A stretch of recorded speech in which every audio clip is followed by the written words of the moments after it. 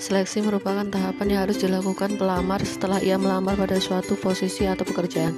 Seleksi adalah merupakan serangkaian kegiatan yang dilaksanakan untuk memutuskan apakah seseorang akan diterima atau ditolak dalam suatu instansi tertentu setelah menjalani serangkaian tes yang dilaksanakan.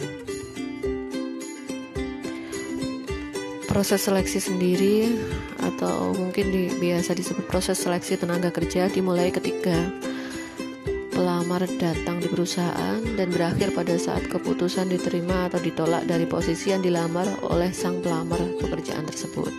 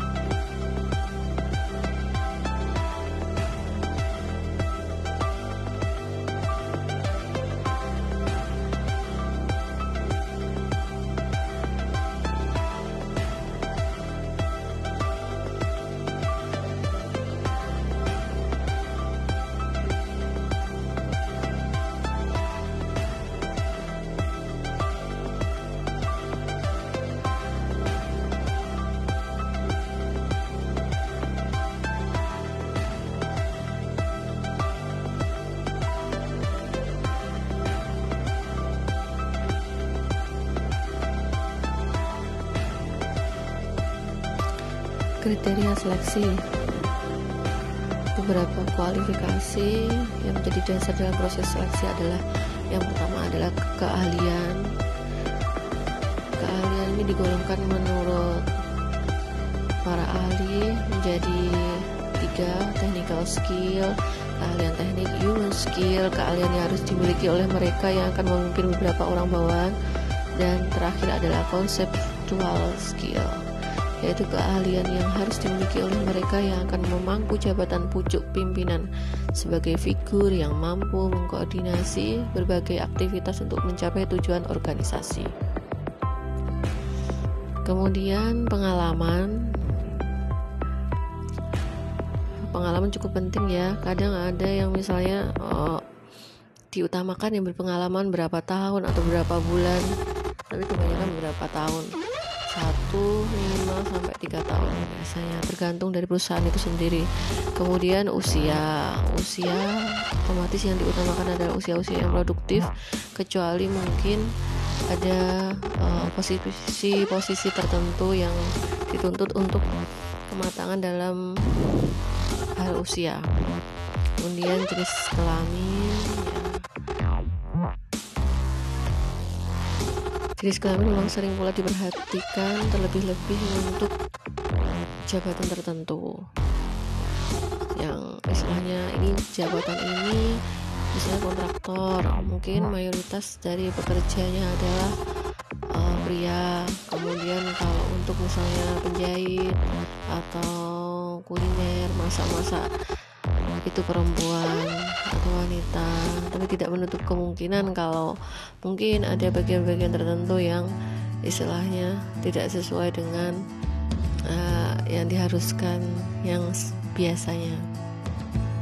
Kemudian berikutnya pendidikan, kondisi fisik, penampilan fisik, bakat, temperamen, dia memiliki emosional, kriteria yang bagaimana yang sesuai dengan perusahaan ya, terus karakter, untuk yang terakhir ya. Teknik seleksi yang dapat digunakan adalah teknik seleksi menggunakan interview. Terus yang kedua, teknik seleksi menggunakan assessment center.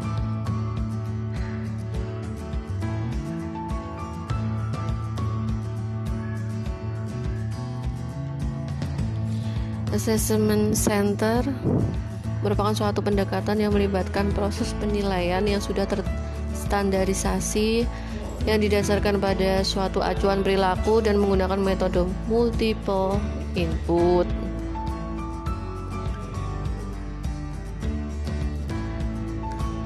Ini sekedar pengetahuan saja ya, nanti kalau misalnya ada yang nggak paham bisa ditanyakan Japri langsung ke saya, karena ini dibatasi di keterangan ini saja sebelum akhirnya nanti meluas. Kalau ingin memperdalam lagi bisa langsung WhatsApp ke saya. Hasil akhir proses seleksi adalah orang yang diterima sebagai karyawan baru ya. Bila masukan-masukan seleksi diperhatikan dengan sesama dan langkah-langkah dalam proses seleksi dilakukan secara benar, maka para karyawan produktif, dan karyawan produktif adalah bukti paling baik suatu proses seleksi yang selektif. Untuk mengevaluasi baik karyawan baru maupun proses seleksi diperlukan umpan balik ya. Umpan balik ini mungkin mencakup informasi tentang kepuasan karyawan, perputaran dan absensi, prestasi kerja, kegiatan serikat.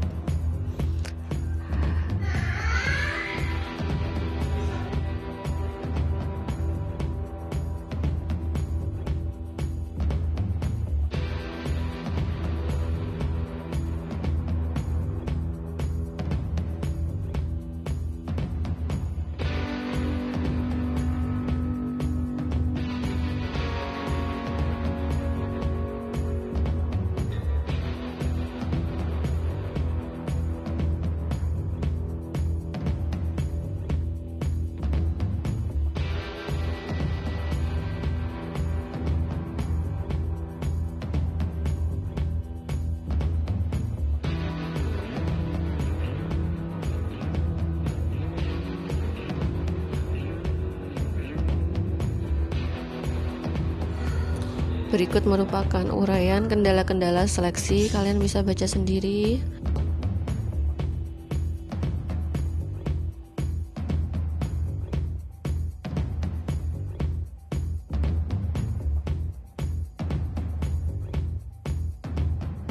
Kemudian langkah-langkah dalam proses seleksi.